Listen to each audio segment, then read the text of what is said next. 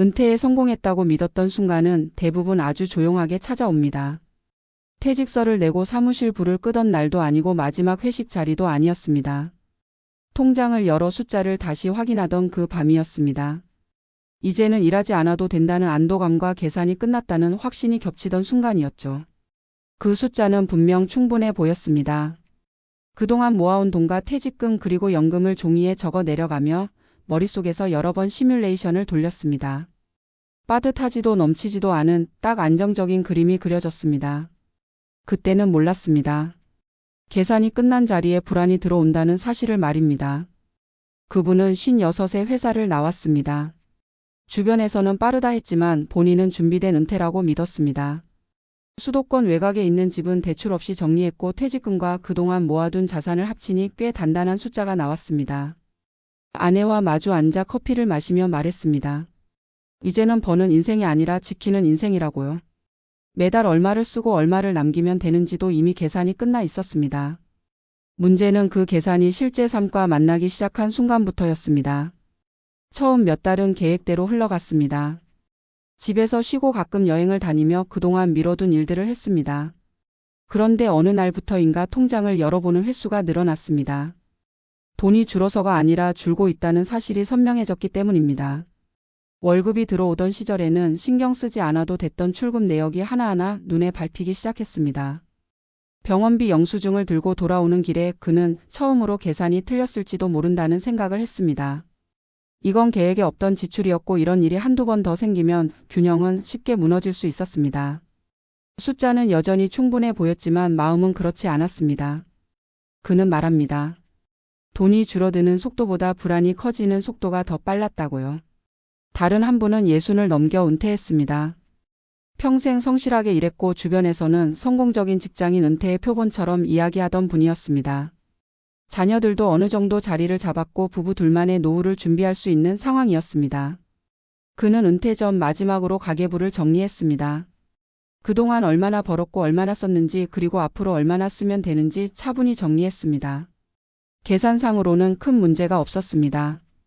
오히려 조금 여유가 있다고 느꼈습니다. 그래서 은퇴 후 첫 해는 마음껏 살자고 결정했습니다. 여행도 다니고 취미생활에도 돈을 썼습니다. 문제는 두 번째 해부터였습니다. 여행이 끝나자 하루가 길어졌고 그 긴 하루를 채우는데 생각보다 많은 비용이 들었습니다. 집에 있는 시간이 늘어나니 생활비가 늘었고 건강검진과 병원 방문이 잦아지면서 고정비가 눈에 띄게 커졌습니다. 그는 어느 날 아내에게 이렇게 말했습니다. 계산은 다 맞았는데 왜 이렇게 불안하냐고요. 그 불안은 단순히 돈 때문이 아니었습니다. 앞으로 얼마나 오래 살지 모른다는 사실 그리고 이 숫자가 그 시간을 끝까지 버텨줄지 아무도 확답해 주지 않는다는 사실이 그를 괴롭혔습니다. 은퇴 후 불안은 자산의 크기와 정확히 비례하지 않습니다. 오히려 준비를 많이 했다고 믿었던 사람일수록 계산이 틀릴 가능성에 더 민감해집니다. 은퇴 전의 계산은 대부분 정적인 숫자 위에 세워집니다. 현재의 생활비를 기준으로 하고 지금의 건강 상태를 전제로 하며 지금의 가족 관계를 그대로 이어갈 것이라 믿습니다. 하지만 은퇴 후의 삶은 움직입니다. 몸이 변하고 관계가 변하고 예상하지 못한 선택들이 하나둘 끼어듭니다. 계산은 그 변화의 속도를 따라가지 못합니다. 그때부터 사람들은 숫자를 다시 들여다보기 시작합니다. 줄일 수 있는 게 무엇인지 미룰 수 있는 게 무엇인지 하나씩 체크합니다. 그 과정에서 처음 느끼는 감정은 안심이 아니라 불안입니다. 내가 통제할 수 없는 변수들이 이렇게 많았나 하는 깨달음이 찾아오기 때문입니다. 많은 은퇴자들이 말합니다. 돈이 부족해서가 아니라 마음이 불안해서 힘들었다고요. 매달 빠져나가는 돈을 보며 이 선택이 옳았는지 스스로에게 묻게 됩니다. 더 일할 수 있었던 건 아닐까, 조금만 늦췄다면 어땠을까, 이런 질문들이 밤마다 고개를 듭니다. 은퇴는 끝이 아니라 시작이라는 말이 있지만 막상 그 시작 앞에 서면 누구도 정확한 지도를 가지고 있지 않습니다. 그저 대략적인 계산과 희망적인 가정 위에 한 발을 내디딜 뿐입니다. 그래서 은퇴의 진짜 시험은 숫자가 아니라 시간 속에서 시작됩니다. 계산이 맞았는지를 확인하는 과정이 아니라 계산으로는 설명할 수 없는 불안을 견디는 시간입니다. 오늘보다 내일이 더 불확실해지는 감각 속에서 스스로를 어떻게 다독일 것인가의 문제입니다. 어떤 분은 다시 일을 찾고 어떤 분은 지출을 줄이며 어떤 분은 불안을 안고 살아가는 법을 배웁니다. 그 과정은 누구에게나 쉽지 않습니다. 은퇴 성공인 줄 알았다는 말 속에는 한 가지 공통된 착각이 담겨 있습니다. 성공이라는 단어를 숫자로만 정의했다는 점입니다. 통장 잔고와 계산표 위에서는 성공이었을지 모르지만 마음까지 준비되었는지는 아무도 묻지 않았습니다. 은퇴는 재무 계획의 완성이 아니라 삶의 구조가 바뀌는 순간입니다. 그 변화를 받아들일 준비가 되어 있지 않다면 아무리 꼼꼼한 계산도 불안을 막아주지는 못합니다. 지금 은퇴를 앞두고 있거나 이미 은퇴한 분이라면 이 이야기가 낯설지 않을지도 모릅니다. 숫자를 다시 계산해 본 적이 있다면 그 계산이 끝난 뒤 찾아온 감정이 무엇이었는지도 기억하실 겁니다. 안심이 아니라 불안이었다면 그것은 실패가 아니라 너무나 자연스러운 과정일지도 모릅니다. 은퇴는 성공과 실패로 나뉘는 사건이 아니라 불안과 함께 배우는 긴 시간의 이야기이기 때문입니다. 그리고 그 불안을 인정하는 순간부터 비로소 진짜 은퇴가 시작됩니다.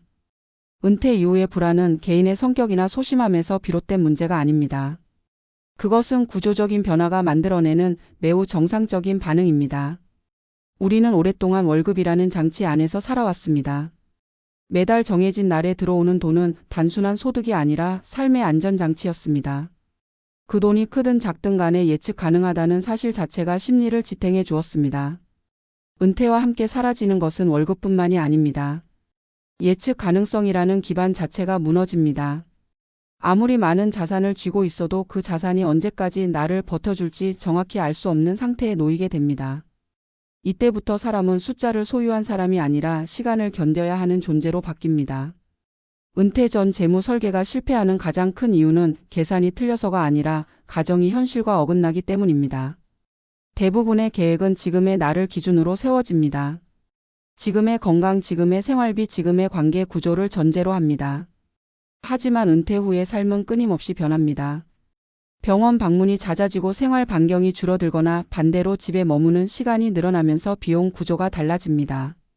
예상하지 않았던 가족 문제나 주거 문제도 어느 순간 개입합니다. 이런 변화는 하나하나 보면 크지 않아 보이지만 시간이 쌓이면서 심리적 압박으로 작용합니다. 계산표 위에서는 문제가 없는데 현실에서는 숨이 막히는 이유가 여기에 있습니다. 특히 한국의 은퇴자들이 더 큰 불안을 느끼는 이유는 사회적 안전망에 대한 신뢰가 낮기 때문입니다. 연금이 있어도 충분하다는 확신보다는 언제든 바뀔 수 있다는 불안이 먼저 떠오릅니다. 의료비와 돌봄 비용에 대한 두려움도 큽니다.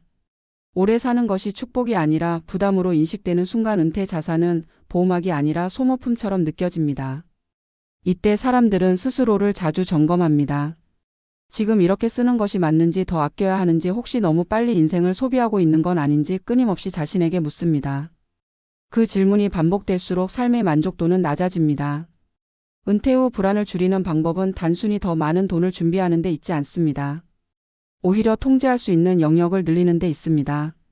수입이 완전히 끊긴 상태에서는 모든 지출이 위협처럼 느껴집니다. 그래서 소액이라도 정기적으로 들어오는 흐름이 중요합니다. 그것이 큰 돈이 아니어도 상관없습니다. 일정한 리듬이 존재한다는 사실만으로도 마음은 훨씬 안정됩니다. 또한 지출을 무작정 줄이기보다는 예측 가능한 구조로 바꾸는 것이 중요합니다.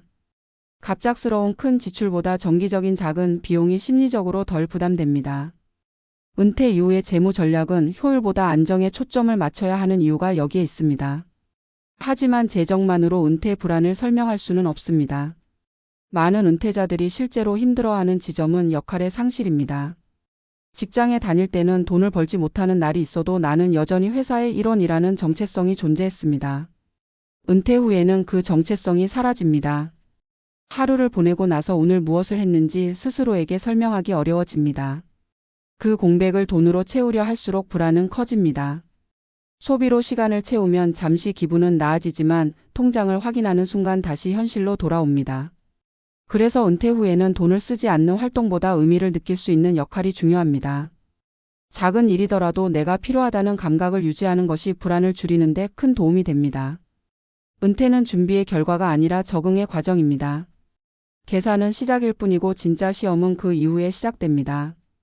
많은 사람들이 은퇴를 인생의 결론처럼 생각하지만 실제로는 새로운 문제집을 받는 순간에 가깝습니다. 정답은 없고 상황에 따라 계속 수정해야 합니다. 그 과정에서 불안은 피해야 할 신호가 아니라 점검해야 할 신호입니다. 불안이 찾아올 때마다 계획이 실패했다고 단정하기보다는 지금의 삶이 변하고 있다는 증거로 받아들이는 것이 필요합니다. 마지막으로 은퇴를 앞두거나 이미 은퇴한 분들에게 전하고 싶은 메시지가 있습니다. 은퇴 성공은 통장 잔고로 결정되지 않습니다. 불안을 느끼지 않는 은퇴는 존재하지 않습니다. 중요한 것은 불안을 없애는 것이 아니라 그 불안과 함께 살아갈 수 있는 구조를 만드는 일입니다. 계산이 끝났는데도 불안하다면 그것은 잘못된 신호가 아니라 너무 성실하게 인생을 살아왔다는 증거일지도 모릅니다. 은퇴 이후의 삶은 완벽하게 설계된 계획이 아니라 매일 조금씩 조정해 나가는 이야기입니다. 그 이야기를 스스로의 속도로 써 내려갈 수 있다면 불안은 언젠가 익숙한 동반자가 되어줄 것입니다.